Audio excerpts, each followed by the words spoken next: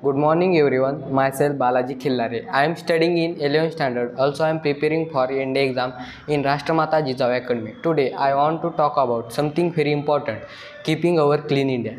Clean India, also known as Swachh Bharat Abhiyan.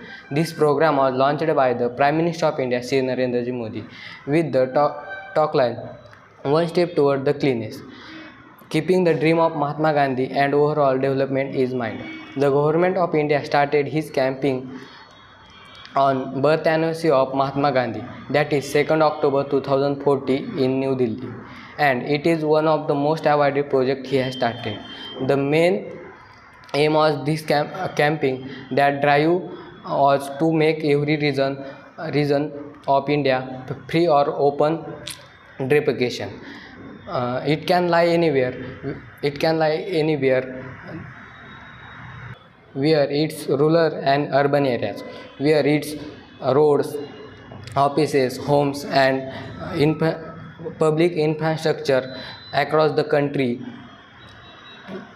Across the country, we all should keep it clean. Thank you. Jai Hind, Jai Bharat.